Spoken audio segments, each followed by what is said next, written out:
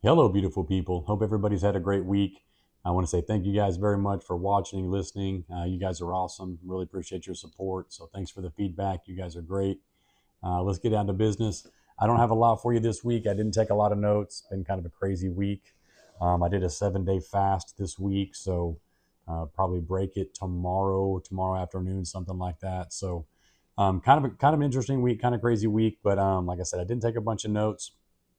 Video might end up being short. I know I promise shorter videos all the time, and I never do that. But maybe tonight will be the night, and there's a mosquito in here. So if you see me smack something, that's what it is. Um, but anyway, let's get down to business. One thing I've been thinking about a lot recently is forgiveness. Forgiveness is something that I struggle with a lot. Not only forgiving other people, but forgiving myself. And how this came into my mind the past couple of weeks is, well, one, I'm sure plenty of you were like this, but um, they say that you are your strongest critic. You are harder on yourself than anybody else is ever going to be on you. There's a train coming, so y'all might hear that. But they say that you'll be harder on yourself than you'll ever be on anybody else. And one of the ways to get sort of over that and get past that is to treat you the way you treat other people. Because very often, if you're too hard on yourself, you're very kind to other people. So you really should treat yourself like you treat other people and be kind to yourself. That is something that I struggle with a lot. I definitely am my own worst critic. There's things that I say to myself in my head that I would never say to another person. So it is interesting to think of it from that vantage point. And one of those things about forgiveness is there's kind of multiple layers to it for me. One of those things is that I have trouble forgiving myself for the things that I've done, because I've done a lot of things that I regret. I've done a lot of things um, that were mistakes, and everybody's allowed to make mistakes. And those things, it should be easier for me to forgive myself for those mistakes when, even though I did a deliberate thing, I took an action, or I said something, or I didn't say something that I should have asked for forgiveness in that moment, and it was a mistake. I didn't see it or view it as a mistake. I either saw it or viewed it as not a problem, or not a big deal, or not an issue. And then there's just, people floating around this world that never got an apology from me, and they deserved one. And then there's also things that I did that were, completely ignorant, completely dumb, whether it was, vandalize somebody's piece of property or something like that, like ignorant, like stupid.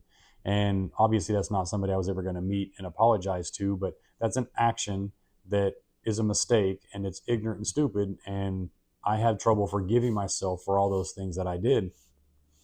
But there's another layer to it where I have even a tougher time forgiving myself for breaking somebody's trust. Like that is the one that really gets me. Like, I think about all of them, but there's a difference between making a mistake and breaking trust. And there's a huge difference. And, there's varying degrees of breaking trust and making mistakes.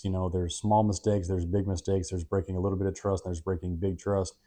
And I've done it all, and I have a very, very difficult time forgiving myself for those things. And if I met myself, and I told me all the things that I've done, I would probably advise myself to, hey, it's going to be okay, apologize where you can. Life's tough, you make mistakes, you move on, you get better, you learn from your mistakes, you keep going. You don't make the same mistake twice, all those things. But for some reason, since it's me, I can't make that happen. I can't get myself over those mistakes. And the reason why this has been weighing on me so heavily is that I talked to a friend of mine, I guess about a month and a half ago. And his son, which I'm also somewhat friends with. These are not like super close friends, but these are people that I know, that I talk to, communicate with. But his son committed suicide a couple years ago. And before that happened, I felt like he was reaching out to me in a way that only I could understand. I don't know why he was drawn to me, because him and I weren't really that close to begin with. But there, kind of towards the end, I felt it when I was around him, and the way he talked and the way he carried himself. I could see, it's almost like I could see and hear hopelessness in his words, and hear hopelessness in his thought process, and the way he couldn't um, keep a single train of thought. He was just kind of all over the place, and not like, whacked out on meth or something, like not like crackhead couldn't keep a sentence together, but he legitimately was just so lost. His thoughts were so jumbled up that he be couldn't have a coherent conversation where you could keep up with him. But for some reason, he was just drawn to me there towards the end, and at the time, I didn't know what to say. I recognized it. I could see it because I had been there and I was coming out of that. So I think there was a very purposeful reason as to why he was drawn to me. But whenever him and I talked, the conversation never came up. And I regret that, obviously, not bringing it up. But I reached out to some people that he knew at the time, and I don't think they necessarily saw it as a mental health or somebody that would consider hurting themselves. I think they just considered it somebody that's just wild, young, and free, and makes a lot of mistakes, and needs to be financially bailed out here, or bailed out of this situation, or financially bailed out of that situation, or this guy keeps getting himself in these situations and he's causing all these issues himself. Because I think there was multiple things going on there, but I think the people closest to him at the time were just sort of not really fed up, but maybe just exhausted with it had been going on for so long that it was difficult for them to continue to intervene, because it was always like a rescue mission. Hey, go do this, go do that, go do this, go do that, pay this, pay that, just to keep this guy afloat. I don't mean afloat in life. I mean just afloat in general. Just keep his bills paid. He's got a family, wife, kids, like just to keep him moving. Um, so anyway, whenever it started getting, there toward the end, um, it was a shock to everybody when we got that phone call, and extremely sad. And it's a horrible situation to be in. His parents are absolutely devastated. I mean, this has been a couple years now, and they're crushed. Like this destroyed their lives, and the friend that I know, he's in his 70s. His son was a couple years younger than me, but it's crushed his mom and his dad. Like their lives are just completely different now. Like there's no preparation for something like that, and everybody deals with those things differently, and there's no right way or there's no wrong way. There's no timeline to get better or move on. Like those are things that people that haven't been through it say to people that have been through it. So I don't fault them at all for the struggle that they're going through and why they're so crushed by this.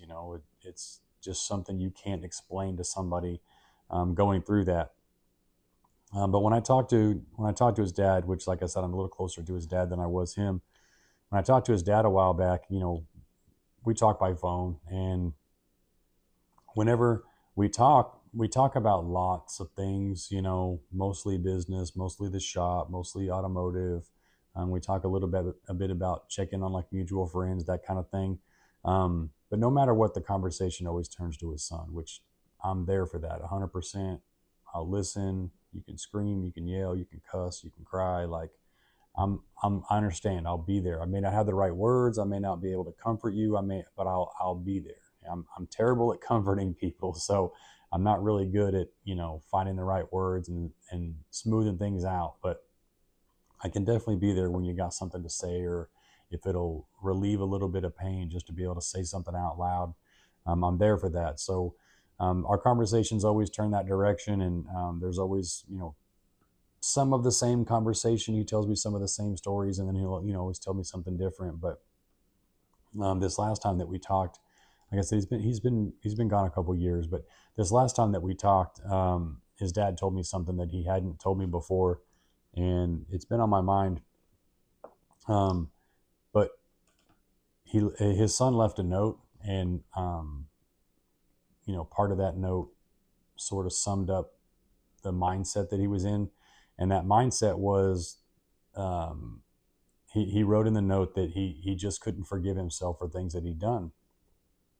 And when I heard that, I mean, I kind of cried a little bit, and even right now, like I get emotional, like thinking about that. that, him and I were in that same mindset, and this man had so much to live for, so many friends, a family, very talented, very skilled, very liked, just a good person.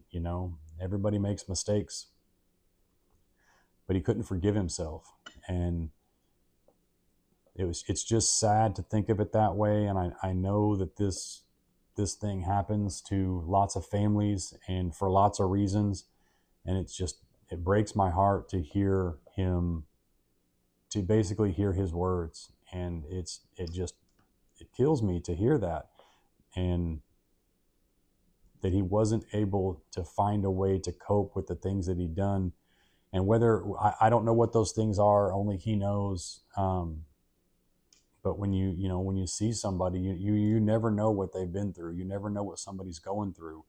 And a lot of times we take that for granted. We never know if somebody's going through some sort of loss or some sort of challenge or some sort of difficulty. I mean, we all are on some level, some worse than others.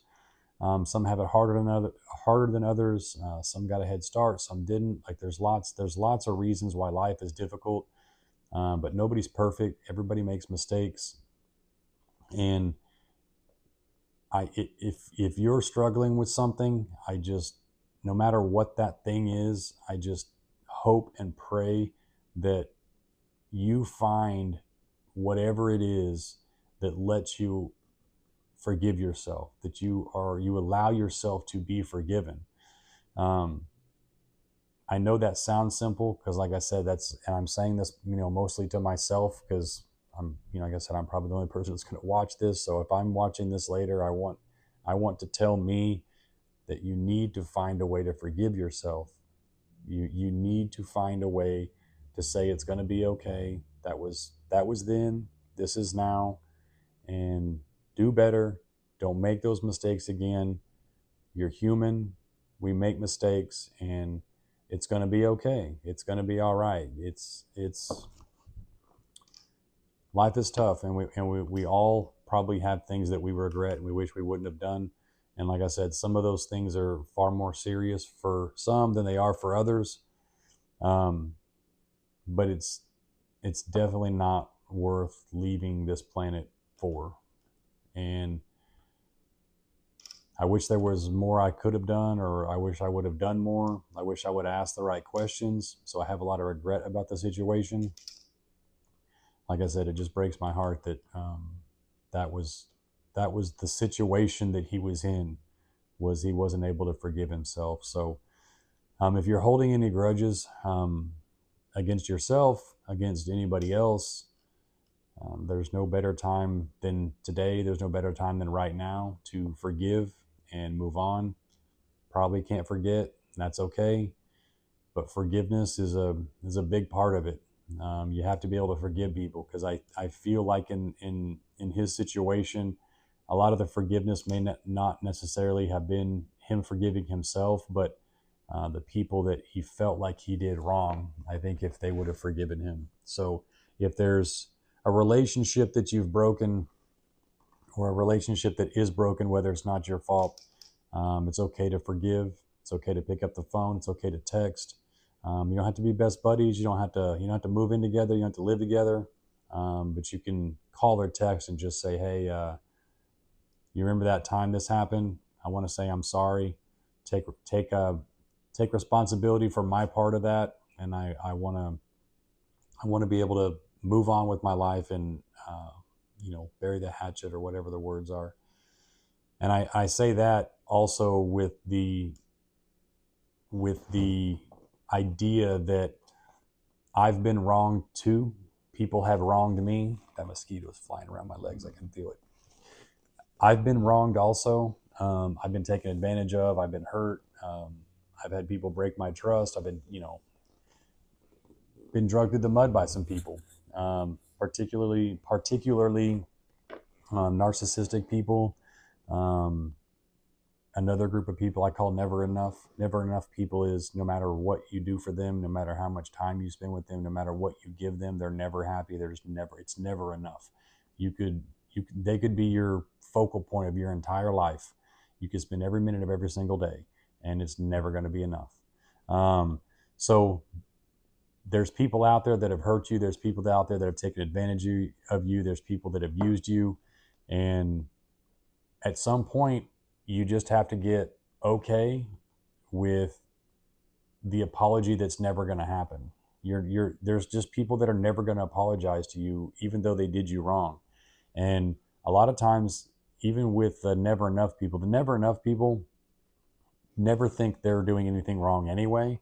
So they're kind of in their own little, planet or whatever. And they're never going to think they did anything wrong. This is just their behavior. This is just who they are. Like, they're never going to think they did something wrong to apologize for. So just get really comfortable with moving on and not receiving an apology, because that's what's going to happen most of the time. People are going to take advantage of you. People are going to lie to you. People are going to cheat. People are going to steal, and they're never going to come back and apologize. They're just not. And the sooner you absorb that and realize that and figure that out and start applying that to your life, because I can hold grudges for a long time. Like, I don't know if it's just in my nature or if I just, started holding grudges and I just got better at it over time. But at some point, I just had to realize that me holding this grudge and me carrying this weight is much harder on me than it is the person that hurt me. This person that hurt me doesn't even think about me. They don't care about me. If they did, they wouldn't have done the things that they did.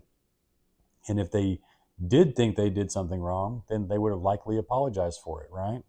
So I just had to accept the fact that this person doesn't think they've done anything wrong. They don't see the problem. They're never going to see the problem. And I just got to be okay with moving on without an apology. And that's just a fact. Like, and it took me way too long to figure that out, because I live in this fantasy world that I think that, if you do right, good things will happen to you. Well, that's not necessarily true. A lot of times, if you do things right, you're a good person. Like, people take advantage of you. Like, that's just a reality of the world we live in. And it took me way too long to figure out that good deeds don't mean good life. That's just not how it works. So I had to be taken advantage of by a lot of people, and especially people close to me, which is almost always how it happens. Very seldom are people that you don't know going to take advantage of you. But yeah, the people closest to you are the ones that are going to use you and abuse you the most. And then, like I said, they don't see the problem. They don't see the issue. So you have to accept the fact that you allowed this to happen. Like, I allowed this person to do these things. You can no longer say, this person did X, Y, and Z to me. You have to say, I allowed this person to do X, Y, and Z to me. I allowed X, Y, and Z to happen to me. So once you accept that and realize that they're never going to apologize because they treated you the way you let them treat you. And that's a tough lesson to learn, like I said, because I always going through life thinking, oh, if I'm just a good enough person, nothing bad's going to happen to me. Nobody's going to take advantage of me. Nobody's going to hurt me. Nobody's going to lie, cheat, steal, none of that stuff.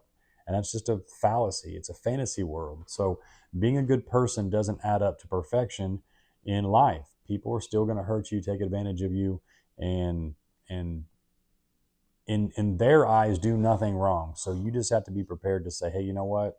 I learned my lesson. I let somebody too close to me. I let this person hurt me, and that's my fault, not theirs. And they're never going to apologize because they don't see the problem. So I say all that with, like I said, the idea that forgiveness is something that you can only really give yourself. You need to forgive other people around you. Like I said, if you feel like, you're holding a grudge against somebody for something that they did or whatever, like, you need to cut that tie. You need to move on from this, and you need to release that person from this. Like, you have no idea how guilty they feel for what they did. Maybe they're not brave enough to say they're sorry. Maybe they're not brave enough to call you or text you or whatever the case is. But you just have to be able to move into this space of forgiveness and do small things. It's strange to me. I see a lot of stuff in the world, just in my regular 24-hour day. I very very rarely ever seldom hear somebody say the words, I'm sorry. Like I almost never hear that anymore. And when I do hear it, it's almost somebody that has the sort of subconscious programming that they're like always in people's way. So like let's say you're at a restaurant and you're like standing behind somebody in line, and then they place their order, for example, and then they turn around to walk by you and they're like, oh, excuse me, I'm sorry.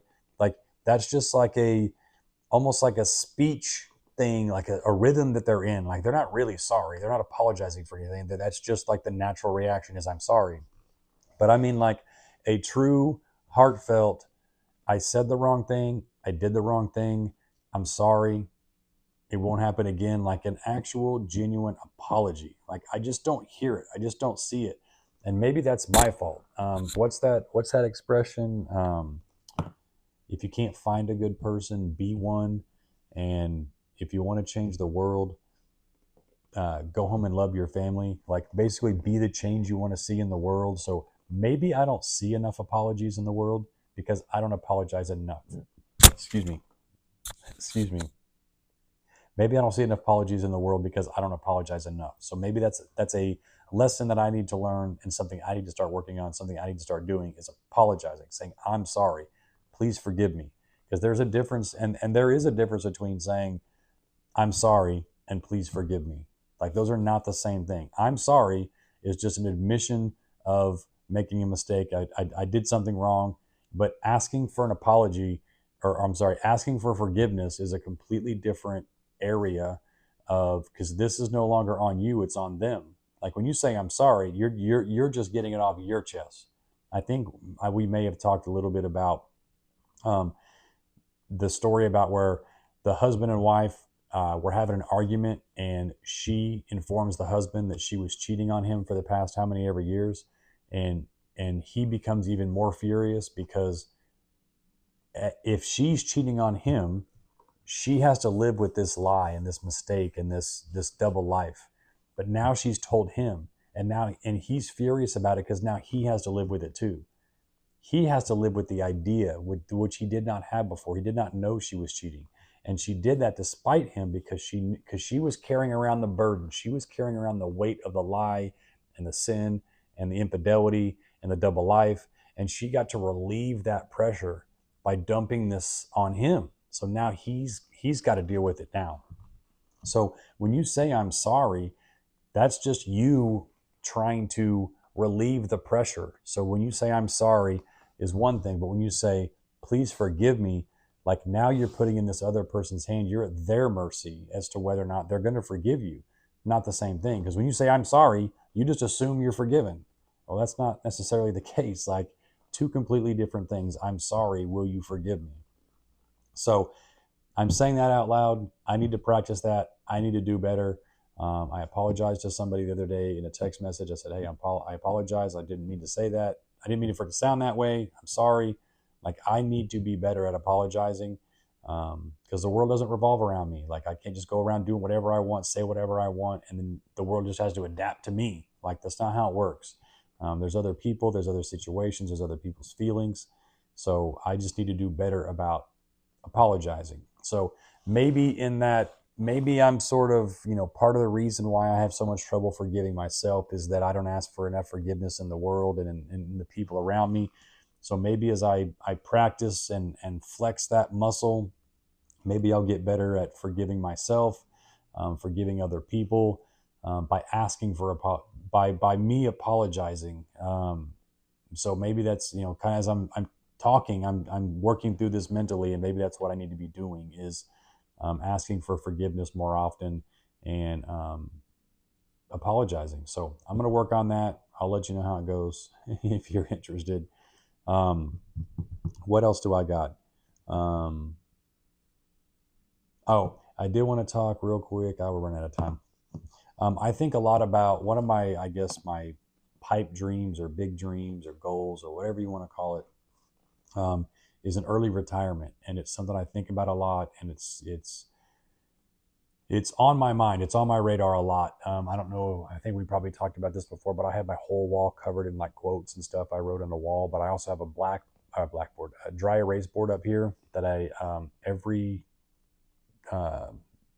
new year, I write my goals for the year on this board, and I update it every single year. And I take a picture of the previous year, and so I have very specific things that I'm trying to do. Now, there's a lot on here. There's probably too much for one person to have on a single board.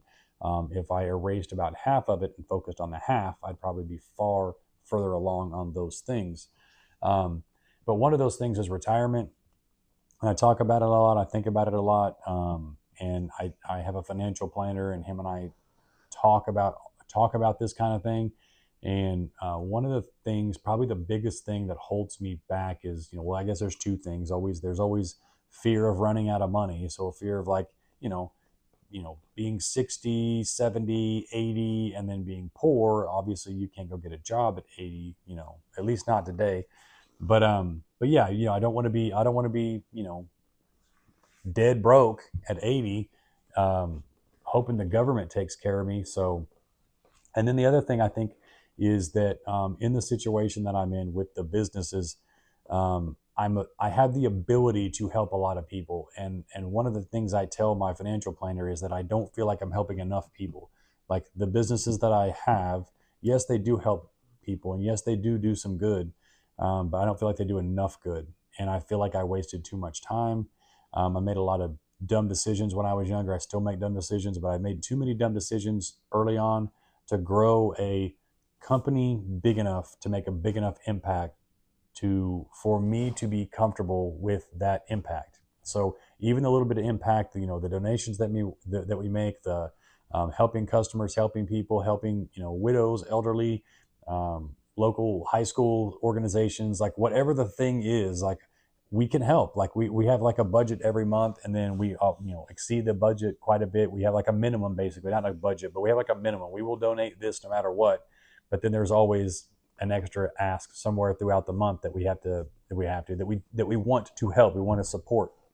So I just know that if I sneak off into retirement, which feels extremely selfish, that my ability to help is down to zero. It feels like it's nothing. Like, how am I going to help anybody when I'm living on a fixed income? And I struggle with that thought of not being able to help people.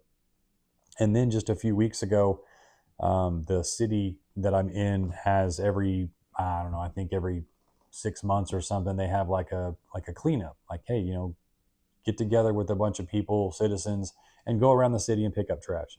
So I do this every single chance that I get. Every time I know that it's happening, I will go and do this. And almost nobody shows up, which drives me nuts. Like, that's a personal pet peeve, but that's not part of the story. But while I'm out there picking up trash, I start to think of all of the bad in the world and how much it would take to correct it and to fix it. And does my impact even really matter? Like, am I doing anything? Like, even these little donations that we give and these events and all this stuff that I think is meaningful, that I think is doing something, when I look at the big picture, like, it's a drop in the bucket. Like, it's really doing nothing. Like, when I'm out there picking up trash, I tell myself, like, I could literally pick up trash every single day, morning, noon, and night, for the rest of my life. And what good would it do? Like, I couldn't even cover the state of Texas in that amount of time. And you have the whole rest of the United States. You have the whole rest of the world. Like, what good is it? Like, I'm all for not littering. One of my things is, like, only trash litters. So don't litter. But I'm saying, if I decided that trash was my objective, how much trash could I possibly pick up in a lifetime? And would it even put a dent in anything? So I'm stuck on this little, I don't know, whatever you want to call it. Like, retiring seems selfish, but if I retire, this little bit that I think I'm helping, or think I'm saving people or helping people in any kind of way, really is meaningless anyway. It's not really doing that much good, because I could do it an entire lifetime and I couldn't solve a single problem. I couldn't solve homelessness. I couldn't solve any kind of crime. I couldn't solve poverty. I couldn't solve hunger. Like, I couldn't, litter. I couldn't solve any of these problems. Like, not a single one of these problems could I solve. So what is all this for? What, is it just to make me feel good? Like, do I do these donations just because it makes me feel good? Like, does it make me feel like I'm a better person? Am I feel like I'm correcting mistakes, like, through another channel? Like, hey, I did a bunch of damage over here, but I'm going to fix it by doing this over here. Like, I don't know. I'm kind of stuck in this right now of, is retirement as selfish as I think it is? And am I doing the good that I think I'm doing? Because it doesn't feel like a lot. I feel like it's never enough. It could always be more. And then, like I said, at the end of the day, I'm like, it's such a small thing. Like, I mean, we don't do anything. Like, there's 8 billion people on the planet, and we hardly touch any of them. We hardly touch any of them. And it's like, are we doing any good at all? I mean, it feels like we're doing good, but are we actually doing good? I don't know. So I'll leave y'all with that. I appreciate y'all very much for listening to me rant and go on and on about probably nothing important in your life. I wish I was smarter so I could help you learn something, teach you something. But it's really just me rambling, going through my thoughts. But anyway, we'll see y'all next time. You guys have a great week and stay salty.